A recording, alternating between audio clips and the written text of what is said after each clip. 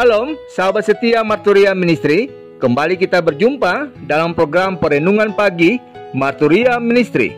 Mengawali aktivitas kerja dan layan di hari ini, kita bersyukur untuk anugerah kehidupan yang masih dipercayakan Tuhan bagi kita semua.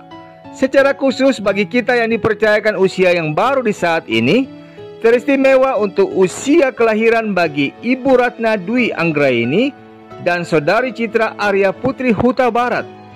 Demikian untuk usia pernikahan bagi keluarga yang berbahagia, keluarga Bapak Hotnis Lubanggaul dan Ibu Nurida Sinurak. Dan untuk keluarga Bapak Rio Palasta Sebayang dan Ibu Maulina Rondang Rosinta Silitonga. Kami ucapkan selamat mengingat rayakan sertaan usia kelahiran dan usia pernikahan bersama kehidupan keluarga terkasih.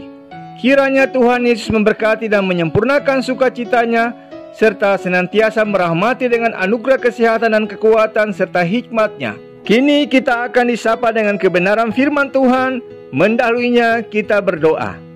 Ya Bapa, terangilah hati dan pikiran kami dengan Roh Kudus-Mu, sehingga kami yang terbatas ini dipenuhi dengan hikmat Allah, dan kami dimampukan untuk memahami, melakukan, serta memaknainya di dalam kehidupan kami. Di dalam nama Tuhan Yesus kami berdoa. Amin. Bacaan Alkitab di saat ini, Injil menurut Matius pasal 26 ayat 17 hingga ayat yang ke-29 yang menyatakan, pada hari pertama dari hari raya roti tidak beragi, datanglah murid-murid Yesus kepadanya dan berkata, di manakah engkau kehendaki kami mempersiapkan perjamuan Paskah bagimu? Jawab Yesus, pergilah ke kota kepada si Anu dan katakanlah kepadanya, pesan guru, waktuku hampir tiba. Di dalam rumahmu lah aku mau merayakan Paskah bersama-sama dengan murid-muridku. Lalu murid-muridnya melakukan seperti yang ditugaskan Yesus kepada mereka dan mempersiapkan Paskah. Setelah hari malam, Yesus duduk makan bersama-sama dengan ke-12 murid itu. Dan ketika mereka sedang makan, ia berkata, aku berkata kepadamu, sesungguhnya seorang di antara kamu akan menyerahkan aku. Dan dengan hati yang sangat sedih, berkatalah mereka seorang demi seorang kepadanya, bukan aku ya Tuhan. Ia menjawab, dia yang bersama-sama dengan aku mencelupkan tangannya ke dalam pinggan ini, dialah yang akan menyerahkan aku. Anak manusia memang akan pergi sesuai dengan yang ada tertulis tentang dia. Akan tetapi, celakalah orang yang olehnya anak manusia itu diserahkan. Adalah lebih baik bagi orang itu sekiranya ia tidak dilahirkan. Yudas yang hendak menyerahkan dia itu menjawab, katanya, bukan aku ya Rabi. Kata Yesus kepadanya, engkau telah mengatakannya.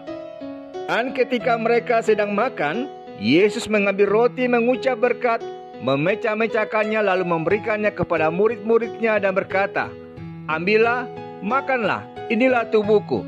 Sesudah itu, ia mengambil cawan, mengucap syukur, lalu memberikannya kepada mereka dan berkata, minumlah kamu semua dari cawan ini, sebab inilah darahku, darah perjanjian yang ditumpahkan bagi banyak orang untuk pengampunan dosa. Akan tetapi aku berkata kepadamu, mulai dari sekarang aku tidak akan minum lagi hasil pokok anggur ini sampai pada hari aku meminumnya, yaitu yang baru bersama-sama dengan kamu dalam kerajaan Bapakku. Demikianlah sabda Tuhan. Saudaraku, dalam kisah perjamuan malam ini, ada hal yang menarik ketika para murid Yesus bertanya di ayat 17b, di mana engkau kehendaki kami mempersiapkan perjamuan Paskah bagimu? Yesus menjawab di ayat 18b, di dalam rumahmu lah aku mau merayakan Paskah bersama-sama dengan murid-muridku. Jawaban Yesus ini, saudaraku, mengingatkan kita bahwa Ia senantiasa mau hadir di rumah kehidupan kita, oleh karena di rumahlah sebuah persekutuan menjadi bermakna dan kesukacitaan atau kegembiraan dapat terwujud ketika Tuhan hadir di rumah kehidupan kita. Namun ironisnya, saudaraku, Tuhan Yesus menjadi terasing dari rumah kehidupan kita. Bahkan seringkali anggota keluarga kita pun merasa asing di rumahnya sendiri. Misalnya saja, ketika kita bekerja keras supaya kebutuhan keluarga tercukupi dengan baik, kita berusaha agar setiap anggota keluarga bisa menjalankan perannya dan fungsinya dengan baik. Relasi dengan istri atau suami pun baik. Segala impian mereka bisa tercapai. Anak-anak tumbuh dengan baik, bahkan bisa berprestasi. Kita bahkan selalu berdoa untuk hal-hal itu. Namun saudaraku, kita seringkali lupa bahwa syarat mendapatkan semuanya itu adalah dengan mengundang Tuhan atau menghadirkan Tuhan. Takut akan Tuhan dan hidup menurut jalannya. Bukankah ironis jika kita ingin berkat Tuhan turun atas kehidupan keluarga kita, tapi kita sendiri tidak pernah mengikut sertakan Dia dalam kehidupan keluarga kita. Bahkan kita tidak memperkenalkan Dia kepada anggota keluarga kita. Keluarga yang taat pada firman-Nya, saudaraku, adalah dasar dari keluarga yang berhasil. Itulah janji Tuhan di Mazmur 128 ayat yang pertama.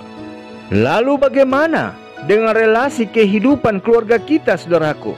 Faktanya di hari ini, bukan hanya harta yang membuat seseorang memperlakukan keluarganya sebagai orang asing. Ada seorang bapa yang tak pernah mengajak istri dan ketiga anaknya bercakap-cakap, bersenda gurau, atau menghabiskan waktu bersama sebagai anggota keluarga.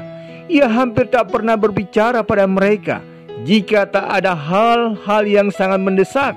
Itu pun berupa kalimat super singkat dan nada bicara yang kaku. Seorang anggota keluarganya itu asing baginya. Aneh, pria ini dapat bersenda gurau dengan rekan kantornya, para tetangganya sekitar rumah, dan kerabatnya di kampung.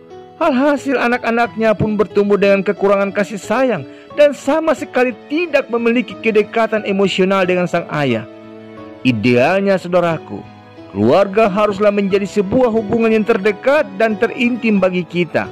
Jangan sampai justru pertemanan di tempat kerja, pertemanan dengan rekan pelayanan di gereja, atau pertemanan dengan orang lain di lingkungan masyarakat lebih akrab dibandingkan dengan keluarga kita sendiri.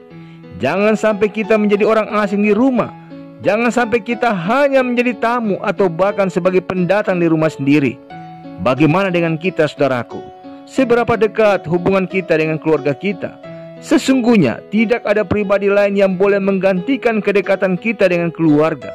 Selain Tuhan, keluarga harus menjadi yang pertama dan terutama bagi kita.